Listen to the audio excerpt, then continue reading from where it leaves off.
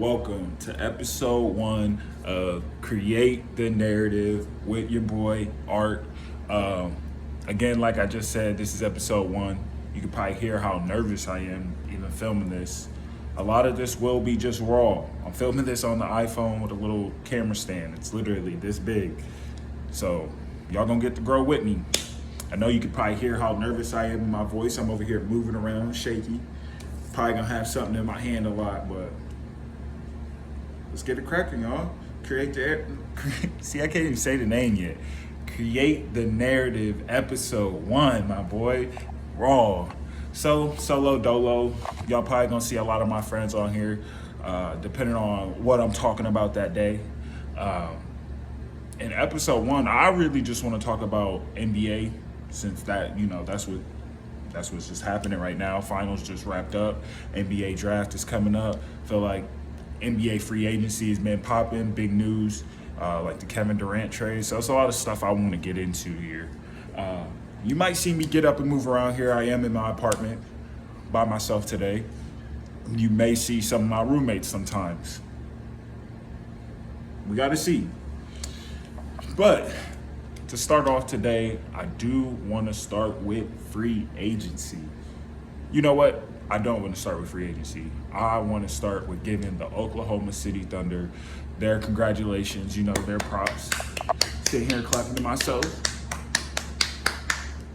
Nah, for real though, they've been solid. Probably the most consistent and best team all year.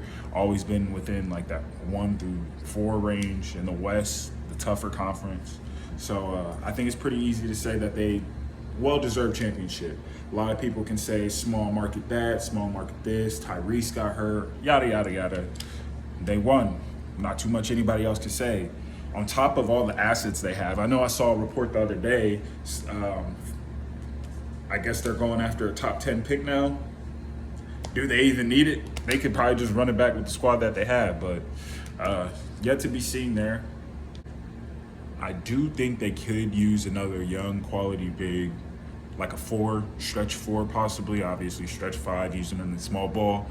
And you don't even need that, honestly. I mean, they have players like the one Jokic, I don't even know how to pronounce the dude's name. He hasn't played a game yet, got a ring, but they have players that we don't even know about that's on their bench that is supposedly really good. So I don't even know if they need a top 10 pick, but with everything that they do have, I'm sure that they can, find a way to get it. And kind of moving on with OKC, I do want to talk about Indiana. Me and my friends have been talking recently, and we just don't know, doing kind of like a way too early who's going to make the playoff, who's not for next year. With Tyrese getting hurt, he's going to be out all year, obviously. Nembhard going to step up, Nesmith going to step up, Ben going to be more consistent. TJ going to step into a bigger role now. Do you even want that as a Pacers, or do you want to keep him as a perfect backup? I honestly don't know, but I really, really hope, not even hope, I really, really think that they'll be solid, that Pascal will continue to be Pascal. They'll re-sign Miles Turner, I bet. He'll probably take a little bit of a pay cut, but I doubt it. I think he did enough to get them to the finals. That they'll just kind of ride with him, rock with him. 10 years, make it another 2 to 4 years there with him. So I think they'll be fine. Of course, you got Desmond Bane moving to Orlando. Dame got hurt as well, so we don't know where Milwaukee's going to be. Who knows what Philly's going to look like, really. You can hope that Joel, since he missed so much time last year and they ended up shutting him down, that he could hopefully produce and just be available this year. That's what we want to see. Is we just want to see him on the court playing basketball. And I think if you get that, Philly's probably in a top 8 position, hopefully. Of course, you got the Cavs running it back. The Celtics with Jason Tatum getting hurt. Where do you kind of rank them? I think them getting Anthony Simons, I think that's something we can kind of transition into right there. Them getting Anthony Simons, getting that $40 million back on the cap space, I think is really, really good for them. I don't know how that's really going to affect them on the court, because we already don't know what they were going to look like without Jason Tatum for, the whole year, basically. So I'm kind of curious as to how that's going to work, but I guess we'll see, right? Jaylen Brown definitely, this is his chance now. All you Jaylen Brown lovers, this is his chance to show that his contract made sense, that he can step up and be a number one option on a playoff contention team. I mean, no one's saying they're the favorite to win the ring, but, get me to the playoffs. Jaylen Brown are paying you all this money. They still got a really decent squad. You got Derek White over there, KP. The bench is still solid. I mean, you're keeping Peyton Pritchard. Your bigs are still there. Sam Hauser is still there. So they should still be solid in a weaker Eastern Conference, even though there's been moves, like even Toronto with the Brandon Ingram, Scotty Barnes coming back, RJ Barrett, Emmanuel quickly. I do think they'll be good. But again, that's chemistry. It'll be their first year together. And another team that's kind of been on my mind, and again, me and my friends were talking about this, with the Wizards getting CJ McCollum, they already have a really good young core. Bilal, Alex Sarr. I know I'm forgetting the other one's name. But they have a really nice core. And then towards the end of the year, I know they only won 18 games last year, but towards the end of the year last year, they really started to pick it up. Like, they were winning games. Their defense looked great, like really, really good. So you're adding Chris Middleton, who's had the whole offseason. Marcus Smart, again, whole offseason to get healthy, stay healthy. But then you're bringing in a CJ McCollum as well. And, of course, I'm not saying they'll make the playoffs, but I think they're kind of looking in that position that the Pistons were in a couple years ago when they were starting to turn it around. Their assets were starting to grow up a little bit in Cade and everything and showing that promise. And I think at the end of the last year, a lot of their core kind of to show that, hey, we're here to win games. We want to compete. And they really did try.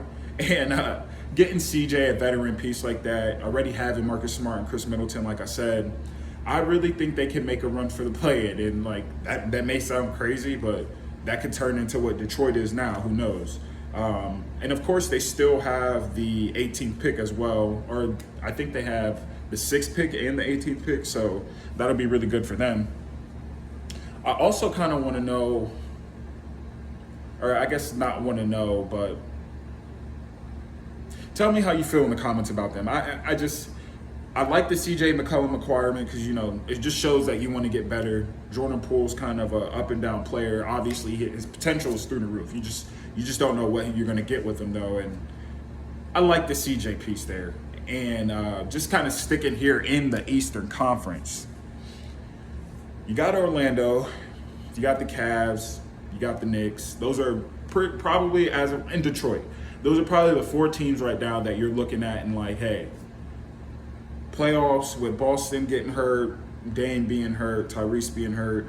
Those are the 4 teams that we can see right now that, even with New York's kind of coaching struggles, still going to give it to them.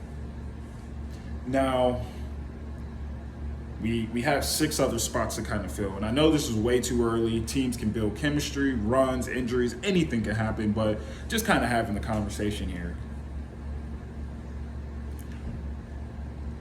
Excluding those 4 teams, just off of what I've seen already, I'm not going off of anybody's draft picks or anything that they could acquire, because of course that, again, could change the landscape of the whole NBA, because Giannis could get traded. He's not been looking so happy. But with those 4 teams in mind, I think the next 6 teams, no order here, that I would have to go with. Of course, I think Boston's going to stay solid. I think Indiana could still get you into at least the play-in without Tyrese. But let me leave them off for right now. We'll get back to them. We'll go Boston. Then we can go Atlanta. I like Jalen Johnson coming back. Dyson Daniels getting another year. Hopefully Trae Young's temper can come down. But I think I like that fieriness in him. If that could translate into a little bit more defense, I think they'll be fine. I do also really like this year. I know I feel a little weird saying this, but with everything that's going on, I still like Giannis. I just like, the East is wide open. I know he really doesn't have a running mate right now, but every time he puts pressure on Milwaukee to do something or threaten to leave, he ended up looking like the best player in the world. So I'm definitely going to throw him in there. And of course, again, if Joel is healthy, I have to put them in there because him and Tyrese Maxey alone, I feel like it will them to the playoffs. That's 4 teams right there. See, look, man, we're having technical difficulties already. I'm filming on the iPhone and the storage runs out like that. So I just stopped being a cheapskate and bought the 99-cent extra storage. See how fast that runs out. But back to it. So we have 4 teams in there. I'm going to throw Toronto in there as my 5th team. And the only reason why I'm throwing Toronto in there is because I really like the moves they made early in the offseason, or I guess when their season ended, getting Brandon Ingram. They already had RJ Barrett, Emmanuel Quickly, and you already kind of had a nice young core. You already got your center in Patel too, or Jacob. I don't even know what his name is, but I know I just bet him first basket all the time. But I'm going to go ahead and throw them in there. They kind of look like a young Boston is what they want to do. It just depends on what their guards kind of do, or just everyone, how that chemistry looks. And then that 6th team, the final team here that I think will be in contention. It's hard to count Miami out, especially when you have Spo down there. Giving Khalil Ware another year, that moves Bam to the 4, so defensively they look crazy. I love it. Tyler Herro's pretty slept on as far as just flies under the radar. He gets you 20 a night, can get you 20 a night, that is. I really feel like they can sneak in there, but again, I left Indiana out of this just to kind of make this point here is I really feel like Pascal, Miles Turner, even though he was so washy in this finals, in the finals, only again in the finals. He's just so washy, but you got Miles Turner as well. You got Nembhard, Neesmith. Nah, just kidding. I have more technical difficulties. All right, I deleted some stuff. Let's hope that one works. Hopefully I get this cleared up by episode 2, though. But you got Neesmith, too. You got Ben Shepherd on the bench. I mean, you got Jarris Walker. I think that's his name. But, like, you have pieces that, that one, they're going to develop. They're going to be there another year. Just came off a finals run. I know they're going to be feeling confident, want some revenge off of what happened. So that last spot is really a tie out of Indiana and Miami for me. And, of course, Washington could be that team that be competing in there for that spot. Who really knows, Who really knows? Now, the Western Conference, I feel like I could make a whole nother video just talking about that.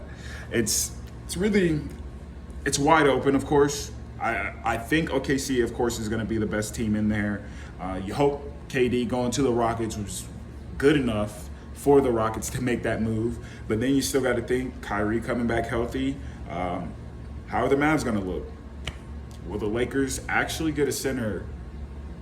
As of right now, like I did for the East, let me go ahead and think about it for the West. This is something I really haven't thought about because I just feel like there's always big free agency moves out West that really play a part. Like Russell Westbrook might be leaving Denver. Could be staying, who knows? But there are just so much more moves that impact the West that matter more there.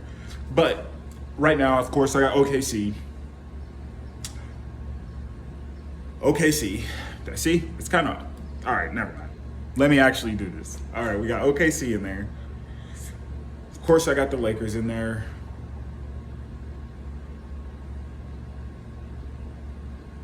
See, and this really makes me look like a Lakers fan because I can't think of anyone else that I want to throw in there right away. I'm going with the Spurs. I think they'll be healthy enough to... I think Vic plays long enough. I don't know if you guys saw that Coda's balls with him and Kevin Hart. He looking muscular. He looking like he been working out this offseason. So I'm definitely going to throw the Spurs in there. De'Aaron Fox coming off surgery as well. I think they'll be fine. Houston, I really like them. I think they'll be nice. Of course, adding Kevin Durant. You're kind of just losing your inconsistent piece of Jalen Green, which I really like.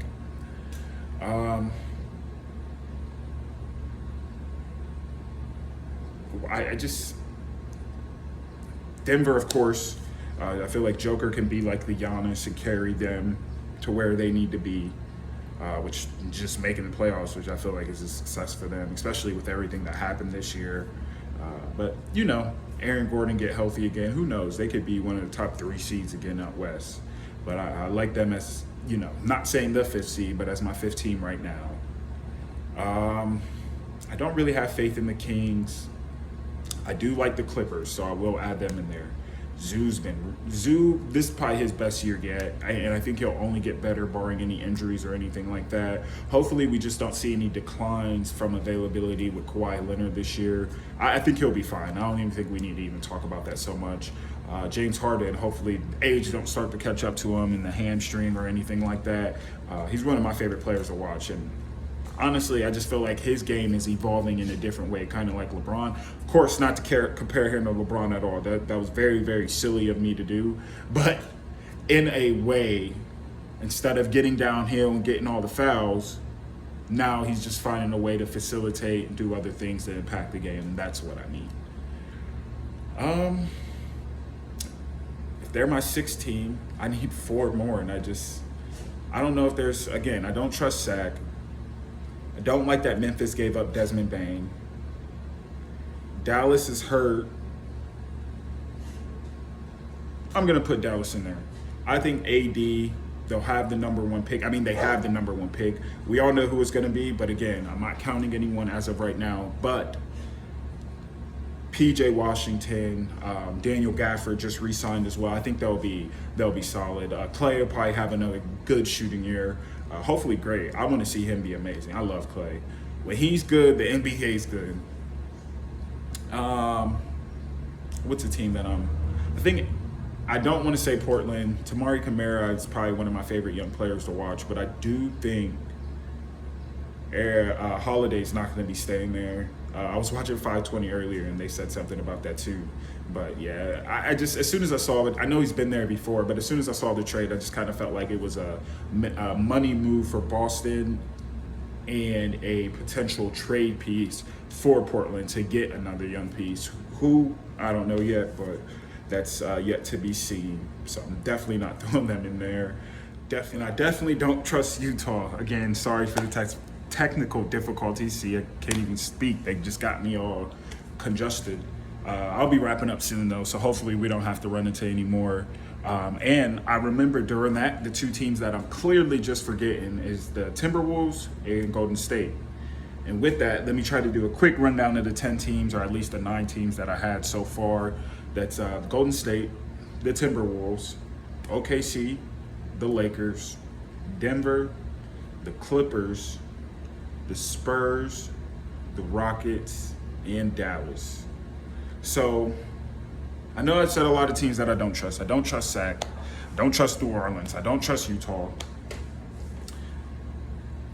I don't trust Memphis, especially with them giving away Desmond Bane. And if we're being honest here, they're probably the team that I think drops out of the top 10 for the Spurs to come in.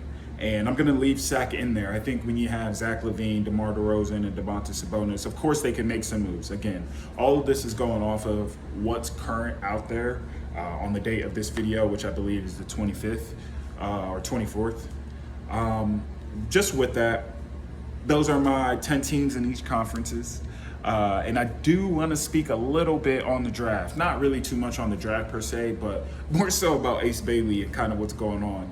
It's kind of sad to see that someone who's witnessed this draft prospect or this draft situation there with their own kid, that they then get into another situation with a high draft prospect in Ace Bailey, and this is the direction that they're leading him.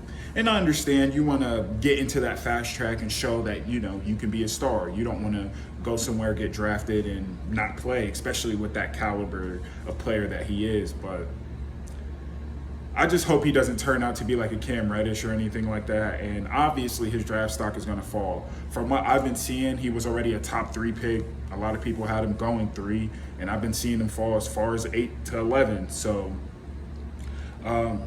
I really hope they can get it together. Some kind of statement comes out, something, you know, on his behalf, or, you know, parents, something, someone step in, just something, someone save that little roller coaster. Because I just want to see the best for him. I like watching him at Rutgers. I think him and Dylan Hooper are going to be killers in the league if they can just keep the main thing is everything that I keep hearing. So I really hope that's what they're doing here, and not so much more focused on the money. Like, obviously you're a superstar, the money's gonna come, right?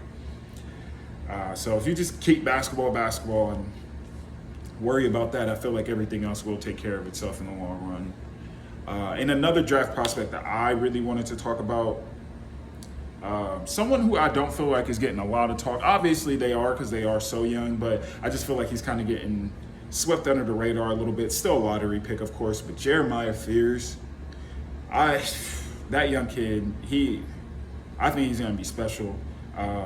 He reminds me a lot, and I know he's a point guard, but he just kind of reminds me a lot of a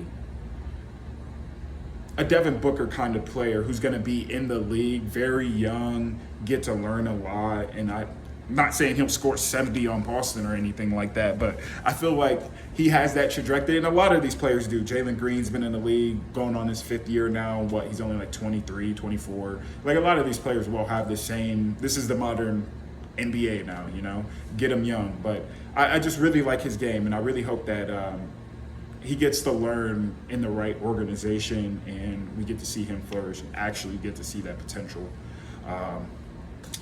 But thank y'all for watching, man. This is gonna be a little shaky, I know. Again, we're gonna build together. Y'all gonna see, I might not even be here one of these days, huh? Y'all get to say that y'all get to watch me from episode 1. Create the narrative. Y'all gonna hear me say it as CTN a lot. I am on TikTok too at CTN 2021, I believe. I'll put it in the description below. But I hope y'all enjoy. Give me a like, follow, subscribe, and just share it to somebody. You know how it is being a young creator. That's why I wanted to do this real raw, a lot of unedited, just showing you my mess ups and everything. Because again, I want to build with y'all. I want y'all to see as I grow. So let's make this a real family, y'all. I hope y'all have a good day. I'm out.